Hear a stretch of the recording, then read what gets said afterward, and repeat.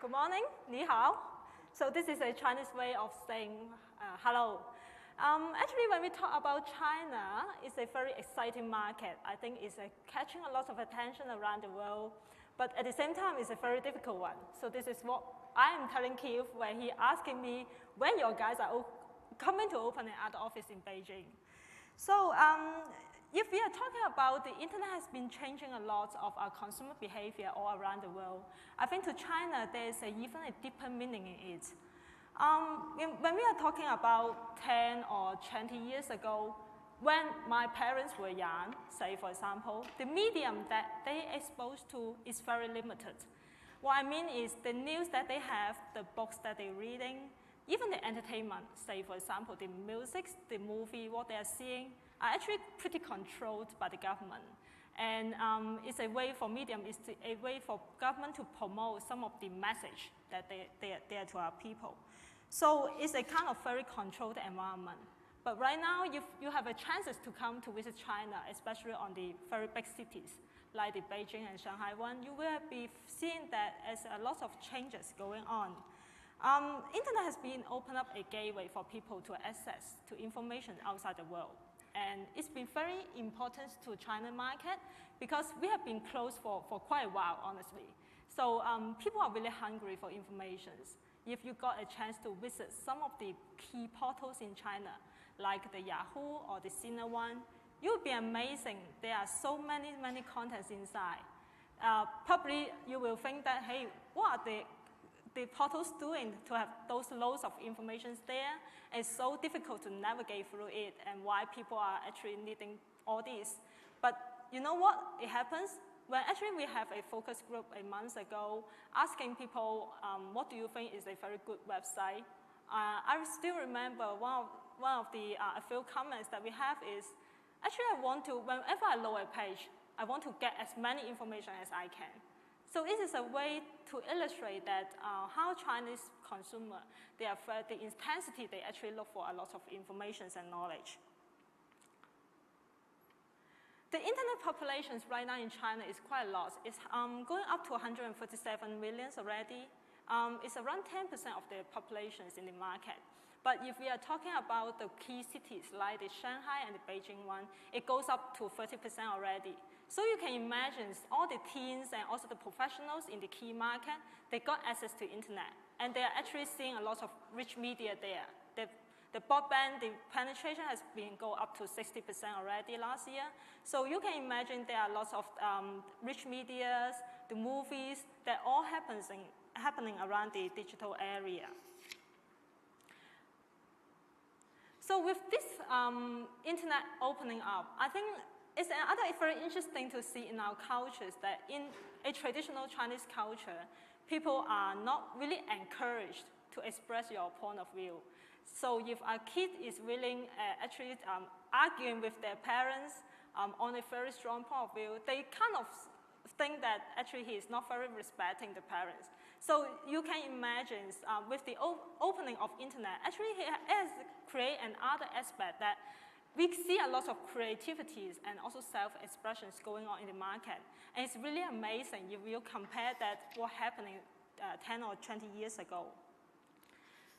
So say for example, there are lots of things going on. Like the bulletin board is a very important tool in China for people to get access to information, and they actually get a lot of sharing and things like that there.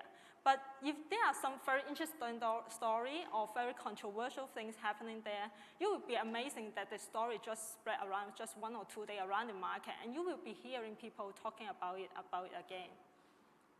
And then, other than the BBS, there are lots of blogs going on. It's estimated that there are 34 million blog spaces around, and much more people going and look at it. So other than individual blogs, there are a lot of sort of like influencer or celebrity, like the writers or the music composer. They actually have their own blog to promote their proper image. And it's a way for them to establish their presence there because so many people actually go and take a look on that. And their videos. Actually, we got YouTubes in the States, and there are a lot more other YouTubes in China. You know, actually Chinese people are good at copying things. They copy it, improve it, and actually at a very low cost, I can tell you on that.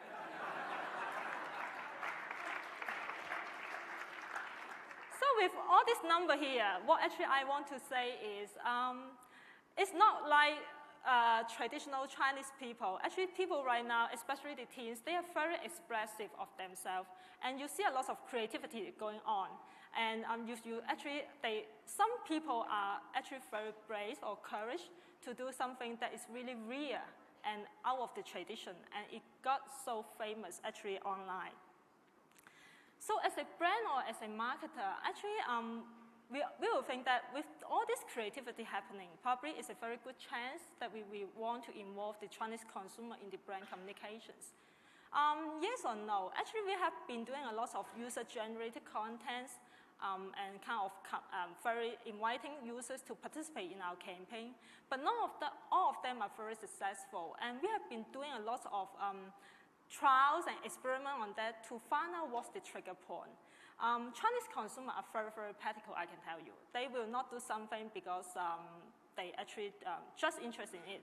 Interest is not enough. You need to get something that really triggers them or something they really want to get out of them. So the trigger point is very, very important. One of the cases I want to share is a campaign that we recently launched for Coca-Cola, and it's called Coke Style of Life. It's actually a global message that Coke wants to engage consumers to share their interesting moment, the happy things about their life through a Coke experience. So it's a theme very suitable for people to participate in it and then to share around it. So what we have been doing is actually in China, you need to run mechanics pretty simple. So instead, say they like to upload message, they upload photos and videos, but on top of that, actually on the web, we create a very simple interface that they can create interesting animations by their own. So we launched the project for a while, and we see there are very interesting submissions there. People are actually using the graphics, the tools there to create interesting animation.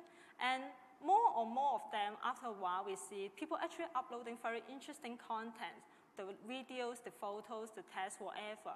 And it's a kind of like a competition in between them because, Chinese people actually, they very concerned about what we call the face.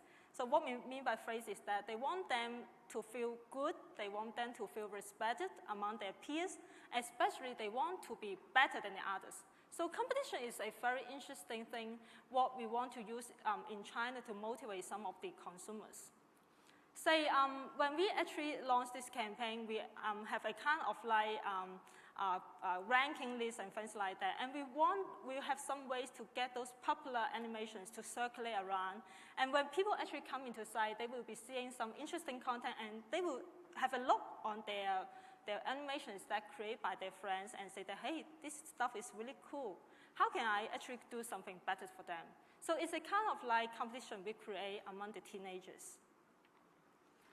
So today the time is not a lot. I cannot show a lot of work. But after all, I think what is very important in China is that because the country has more than 5,000 years history, and we need to have really a deep understanding of the culture and also the consumer behavior so that we can find out a very important trigger point. And from there, we can have the right gateway to lead the participation of the consumers. There are lots of creativity happening, and people are actually starting to open up themselves and do a lot of expressions. And we find there are lots of opportunities for brands to really involve consumer in the whole process. So this is my part of the sharing. I think I will pass the stage to Keith. Thank you very much, Venus. Thank you very much, Venus. And now we'll go to our favorite country down under, and Terry Carney from Sydney.